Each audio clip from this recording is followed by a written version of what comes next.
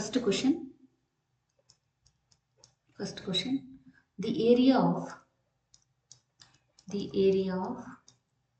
rectangular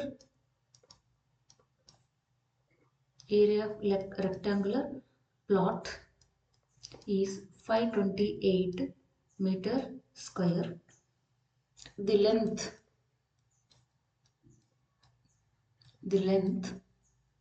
of the plot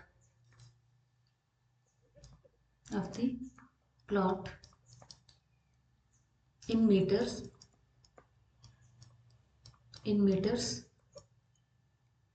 is 1 more than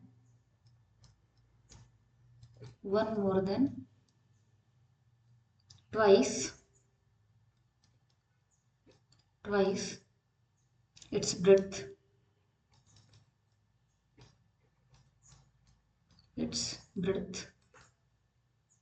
We need to find the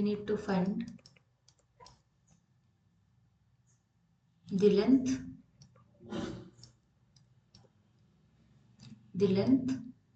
and breadth.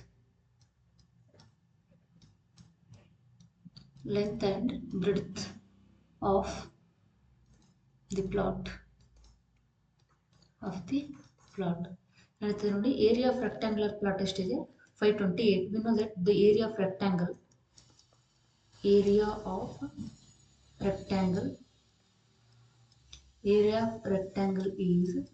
528. Okay, so that is nothing but length into breadth. So area of rectangle ಏನು ಎಷ್ಟು ಕೊಟ್ಟಿದ್ದಾರೆ? 528. So area of rectangle ಎಷ್ಟಿದೆ? ಏನು formula? Length into breadth. So length into breadth equals 528. So length ಅನ್ನು ಕೊಟ್ಟಿದ್ದಾರೆ. Length ಎಷ್ಟಿದೆ ಅಂದ್ರೆ 1 more than twice its breadth ಅಂತ. 1 more than ಅಂದ್ರೆ 1 plus 2 times of its breadth. So this is the length.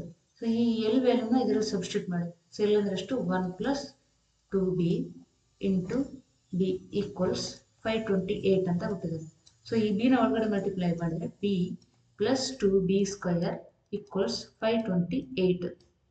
So 2b square plus b minus 528 equals 0.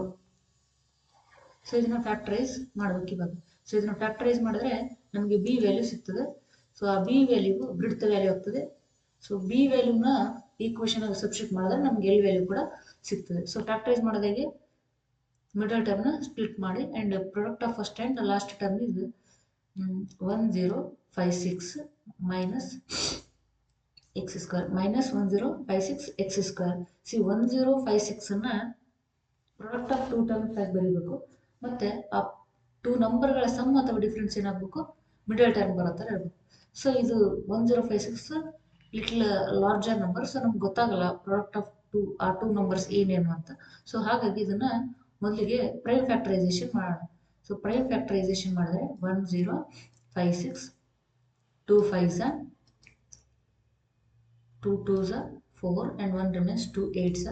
Again 2 2s 4, 1 remains 2 6s and 2 4s, 2 1s 2 3s 2 2s. Again 2 6s 12 and 2 6s and 2 3s 2 3s, 3 1s 3 1s, again 11 1s.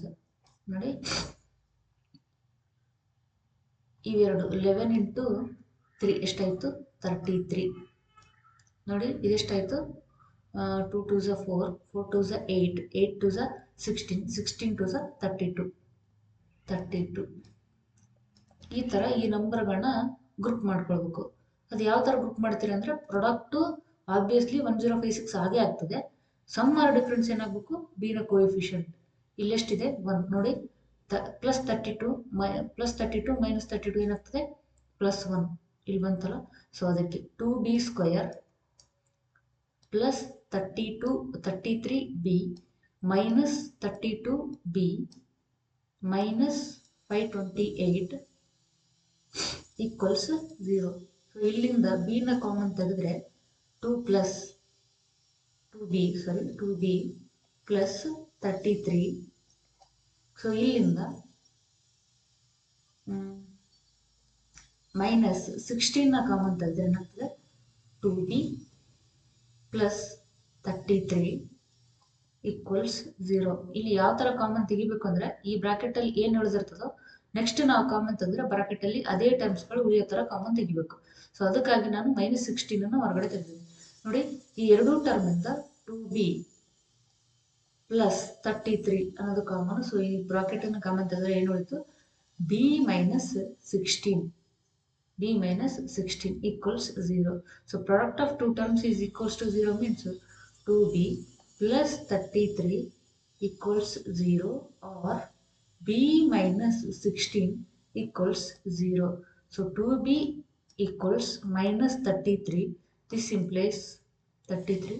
b equals minus 33 by 2 and b equals 16.